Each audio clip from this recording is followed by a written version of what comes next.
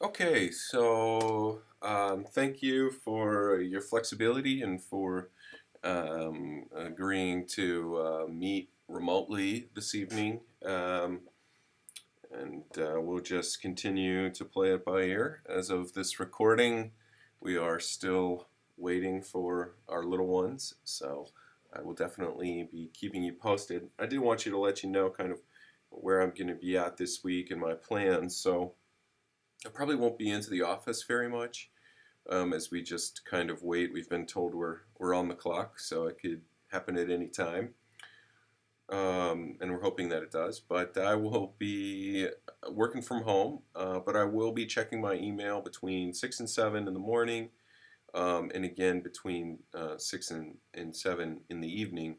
So if you have questions, concerns, if you need input on your projects, if you need some clarity either on this lecture or on your social validity development, please reach out. Gonna kind of put the onus on you guys to reach out to let me know when you need something from me, and I'll try to be as responsive to that as I can be. My goal is to stay as checked in with you all as I can throughout the remainder of your time here at Cal Poly. So, but I will rely on you to kind of tell me what it is that you need and how I can help. As far as class goes next week, I think we should plan on meeting. If I have to, be absent for whatever reason, Dr. Wood has volunteered to step in and to provide some coverage for me for at least next Monday night if I can't be there for some reason. And so I'll just provide more information on that as we sort of approach and things become more clear. But just plan on being in class next week. Okay, so I want to follow up with you a little bit about your article evaluations. I just want to, I've graded them all now, and I've identified some areas of concern beyond those that we touched base on last week. So I just want to provide some sort of group input on those. Then I'm just going to orient you again to social validity, and we're gonna look at some measures of social validity together. Um, and then we'll talk about next steps. Okay, yeah, I think that's it. Okay, so one of the first issues I want to talk to you about is researchers demonstrating systematic manipulation of the independent variable. There seems to be a little bit of confusion here. This is asking about a very particular threat to internal validity, not about all possible threats to internal validity. So I heard a lot about selection bias, I heard a lot about maturation effects, I heard a lot about attrition and possible history threats to internal validity. And those just don't apply here. We're simply asking, did the researchers systematically introduce the independent variable after a control condition? And did the researchers decide how often and in what settings and under what conditions did the participants receive access to the independent variable? That's really all we're asking here. And you're just looking for clues that in fact occurred in the article. And so I think many of you are making this more complicated than it is. And it's probably, I think one of the things that makes this kind of a difficult question to answer is you're not going to find this under a heading. It's not going to say, systematic manipulation as a subheading somewhere in the article. You're just going to have to sort of understand the underlying concept, which is that researchers should only manipulate one variable at a time, and the variable that they're intentionally manipulating is the independent variable. And you're just going to have to look for clues of that manipulation throughout the article, and then give me some indication as to where you found those clues and what they are. So I've listed some questions here. I tried to provide some feedback similar to this on each of your article evaluations. So reach out to me if you have further questions on this, but yeah, hopefully that provides some additional clarity. Okay, the other issue that seemed to come up was this idea of quality guidelines for specific types of single case research. And so this question is just asking, for whatever research design that these researchers used, did they follow best practices for that specific research design? So if it was a multiple baseline design, did they stagger the implementations of treatment? If it was a reversal design, did the behavior actually reverse to the original baseline levels in the second baseline condition? If it's an alternating treatment design, were there indications of randomizing treatment order, etc.? So really, you just need to be responding to whether or not the researchers followed best practices for multiple baseline design or reversal design or alternating treatment.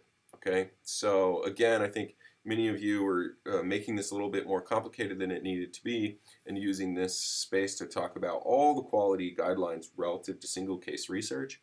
And it's just around the specific research design that the researchers utilized in that study. And so finally, the last bit of input I'll provide around the reflection on the overall quality and strength of the evidence is just to write simply and concisely. You know, there was several instances of what I'll just call research word salads, where people would just throw all of the research buzzwords into a sentence, and they would almost have no meaning. You really want to be careful and to talk about things in a way that's understandable and in a way that's relatively simple. And maybe I don't always model that the best, but I would just encourage you to try to communicate clearly and simply in these paragraphs. There's no need for these paragraphs to contain a deep, rich research vocabulary. You just have to say, what are some key takeaways for this article? And if you were on the research team, what is it that you would do to increase the integrity? And so I would just kind of challenge you all to write clearly and simply in these sections. Okay, yeah, so overall, good job. I think the average score is a B. I think you guys did good work on this assignment. It's a difficult assignment to really get into the research methodologies and provide a critique of those methods. So nice work, and I think it was a skill that will continue to serve you well in your career. Okay, so we're going to move on right now and talk about social validity. So social validity is not to be confused with internal validity or external validity, but rather social validity is about the observed changes from our research. Were they meaningful socially? Did they provide some benefit to the target student and other stakeholders? We also might care about whether our specific procedures were socially relevant and acceptable. So social validity was first addressed by Montrose Wolf in the late 70s out of this concern that practitioners were learning very powerful procedures of applied behavior analysis and able to use those procedures to change students' behavior pretty rapidly. But few people were stopping to consider whether they should change behavior and if the procedures that they were using to change behavior were socially meaningful and socially acceptable. And so Montrose Wolf sort of challenged the field to consider social validity across three levels. The social importance of the goals is your dependent variable acceptable or useful, and who is it useful for, and how useful is it? And you guys did some considerable work around this in the fall quarter, where you got input from other stakeholders, you did some initial observations, sort of rationalized the need to intervene. And now, as we're starting to wrap up some of our research, we need to think about the procedures that we used, and were those procedures socially acceptable? And were the results that we achieved in the project socially noticeable, or were they only noticeable to us because we were paying very intense attention to those results or to that behavior? So how do we decide these things? How do we determine the social validity of our procedures and our results? Well, the best way to do it is to just ask. And we can ask students, we should ask students, and we can also ask teachers and other classroom adults as well as family members. So we're going to develop a way to ask the stakeholders whether or not the procedures we used were socially valid, and whether or not the results that we achieved were socially noticeable or socially meaningful for the target student. So we could do this by having a conversation, doing a rating scale, asking some open-ended questions, or some combination of the above. What I'm going to encourage each one of you to do is to develop two measures, one for stakeholders and one for the student. And you're going to disseminate these these questions. It could be like a questionnaire, these sort of simple checklists to these groups of stakeholders, and then you're going to evaluate the results. So let's talk about each one of these levels and the different ways in which you might assess the social validity of each one of these levels. So level 1, the social importance of their dependent variable. We've already done this to an extent. Now, it is common for people to include a question about the social importance of the dependent variable in a social validity measure. It's usually the first or second question, and it might say something like, do you think addressing conversation behaviors for students with autism is an important skill? Yes or no? Or how important do you think it is to address conversation skills for students with autism? Not very important, somewhat important, very important. And so you can ask a question about the social acceptability of your dependent variable. And I would encourage you to do that. But for most of you, we've really spent a good deal of time considering whether these are useful behaviors to address, and we've already solicited the input from quite a few stakeholders. So that's level 1, maybe one question here. Level 2 is really trying to consider how acceptable were our specific intervention procedures. And we do want to consider this while we're developing the independent variable. And many of you have done that. I've worked with many of you to think about, well, is this an image in this visual support that the student can make meaning of? Is the language in this video model appropriate for the student? Is the language that you're using on this self-monitoring checklist, does the student know what it is or know what that language means? And so we've done some of this work already, but now we want to assess after the fact whether we pulled it off. And so we're going to ask questions about the procedures. Were the procedures of the independent variable appropriate for the target student? Were the procedures efficient or feasible in a school setting? And I realize I have a typo there, but you might ask some questions about how efficient or easy to use were these procedures? How likely would teachers or other school-based professionals be to continue to attempt this independent variable? What were the students' perceptions, feelings, and opinions about these procedures? And so definitely want to develop several questions around your procedures. Now, it's hard for me to say, oh, you have to have 3 questions about your procedures because some people's procedures are going to be different.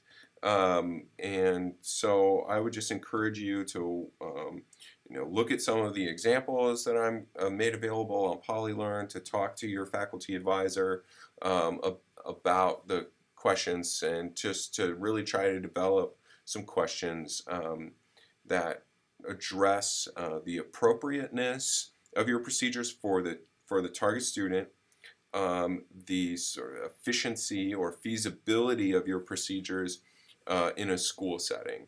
And you also are going to want to ask the student themselves about their perceptions and opinions of the different procedures that you used. Okay, so that's level 2. You need to ask specific questions about the social acceptability of the procedures of your independent variable. And finally, level 3, you need to ask some questions about the social significance of the results. To what extent do you think the intervention worked? How does this approach compare to other approaches you have used for the same or similar behaviors or students? This is a question I would highly encourage all of you to ask. So one of the things that I think is important around collecting social validity data is it might allow us to provide some sort of context for the results that we achieve. So let's say we're trying to increase the on-task behavior of a student with autism. And during baseline, they had very low levels of on-task behavior. We implemented a self-monitoring intervention. Maybe we saw some moderate improvements in on-task behavior, but it didn't really work that great. There's still plenty of room for improvement. But when we ask the teacher says, this is a really simple intervention to use. I like how intuitive it is. It doesn't take very much of my time. And honestly, it works better than the other things that I've tried for this student. And the student says, I liked, being reminded to be on task from a timer and answering a question about being on task every 3 minutes. Well, there's something there. I mean, yeah, maybe it didn't work as good as we thought it would, but it's easy to use, and everybody involved um, likes it. And that right there tells us that we're getting a little bit more bang for our buck than the data might show. And so, I think it's really important to collect this type of information. The inverse of that might be we have this intervention that really knocked it out of the park, that was really effective, but the teacher is saying, it's too clunky, it's impossible to use, I don't really think I would be able to do it without help. And the student is saying, yeah, I hated that thing, it's too intrusive or something. So, uh, yeah, I mean, I just think that this is a way that we can get stakeholder input on what it is that we did and the results that we achieved, and it can provide some context. It sort of couch our results in the opinions and feelings of the people that we're working with, and this is so important. And it's something that frankly just isn't done enough and isn't done at a high enough level in a lot of educational research. And so I really want to encourage you to just consider the input of the different stakeholders. So who are these stakeholders? Well, we've already talked about this. You should feel pretty comfortable with it. There's the direct consumer, which is the actual classroom teacher and the participant. The indirect consumers, which are families. And the immediate community, which is kind of a combination of the two. Excuse me. And the extended community, which could be classmates or other people at school. For this project, we're just going to ask people, and we're going to ask them by developing a social validity tool. So you want to develop different tools for different stakeholders. So my advice would be to develop at least two, one for the teacher and school-based professionals and one for the student. Now, I'd also really encourage you to get input from parents. And if you're going to get input from parents, then maybe you want to develop three, one for school-based professionals, one for the parents, and one for the student. Now, these are largely going to be the same, but there might be some subtle differences, and clearly for the student, depending on the ways in which they process language, you might develop measures significantly different for the students. So let's take a look at a few examples. I do want you to let you know I put a few worked examples of social validity measures up under this, under week 6 on Polylearn. I also put up an article that you read last quarter in 586 on social validity. It's the Kennedy article on social validity. A lot of this stuff that I've talked to you about this evening comes from that article. It's a good article. I would encourage you guys to just touch base with it. Yeah, so there's some worked examples there on Polylearn. So take a look at those. Let's take a look at some here. So here's one. You can see visual schedules used were appropriate for the student. Okay, so that's getting at that level 2, the procedures. To what extent did this intervention have an effect on the student's behavior? That's getting at level 3.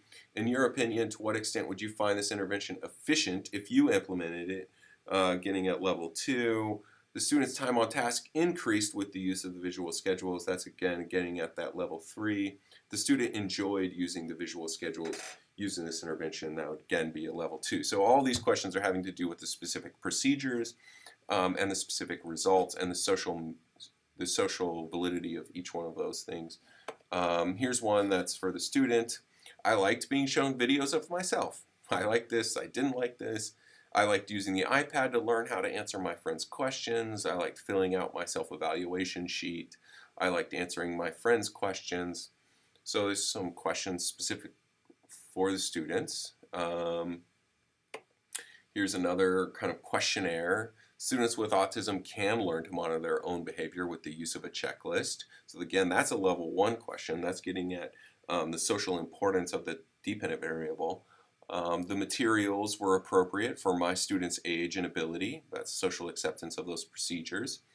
I like the self-monitoring checklist and would continue to use this with my student in the future. Here's some specific parent questions. My child would benefit from learning how to monitor his or own behavior with the use of a checklist. I like the self-monitoring chart and would consider using a strategy like this at home. Okay, so you can see different ways. These are all from EIP projects from different candidates. So you guys are going to develop one that's unique to your treatment and your procedures. Social validity questionnaire for teacher and classroom staff. How do you feel the visuals impacts the students' learning in the classroom? How important do you think it is that the daily routine and classroom structures stay the same? Here's one for the students where you have to ask which type of self-monitoring do you like more? Which one helped you focus more? Maybe you could ask which one is easier to use. There's a picture of the motivator, or after class self-monitoring checklist. So, these are just different examples of social validity. What you have to do is you have to develop social validity questions specific to your procedures and your results for a minimum of 2 stakeholders, one of which is the student. Okay. Now, if you're not going to ask parents, it's because you haven't already connected with those parents. I know many of you have contacted your parents. You've talked with them around the social importance of the dependent variable. You've already had contact with them about your project and the parameters of your project. But I know some of you haven't been able to contact parents, and while you have consent to do the project with them, there's been some barriers to communicating with those parents. You know who you are, and if those barriers exist, then I don't expect you to try to disseminate social validity measures to them. But if you have had contact with parents, you need to demonstrate But if you have had contact with parents, you need to disseminate a social validity checklist to them or social validity questionnaire to them as well. So, at a minimum, you have to develop questions about your procedures and questions about your results and disseminate those to school-based stakeholders and the student. For some of you, you will just need to add a parent questionnaire on that as well.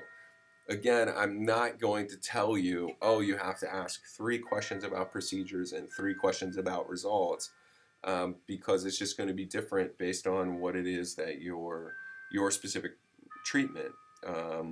But I am going to put up several examples of social validity questionnaires, what those questionnaires should look like, and you should start disseminating those as soon as you've completed your C phase.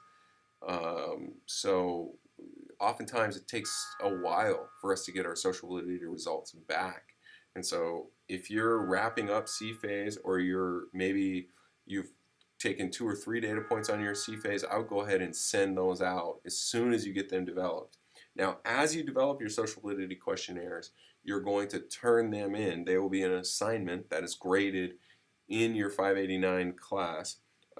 Dr. Wood has access to 589. She sees all the assignments that you turn in relative to her groups. So I'm grading the assignments for everyone, but she has access to them, so she can look at them. She sort of understands your social validity checklist. She sees your project updates, etc. So yeah, we'll be providing you feedback and kind of encouraging you to maybe shape your social validity measures as you develop them. But don't wait.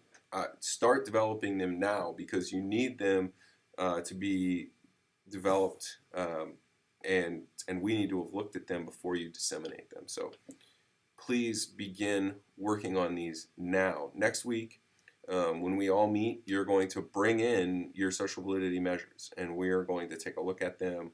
We're going to workshop them in groups. We're going to provide some input and feedback on them. And then hopefully you can get the green light to start disseminating those next week. So bring your social validity measures to class next week. And if you have questions, concerns, if this isn't clear to you, if you're not sure what it is that you're supposed to do, please reach out to me directly, okay? And I will get back with you just as soon as I can. Okay, that's it. I would use this time to work on your social validity measures. And if I think of anything else, I'll be emailing you shortly. Okay, thanks a lot.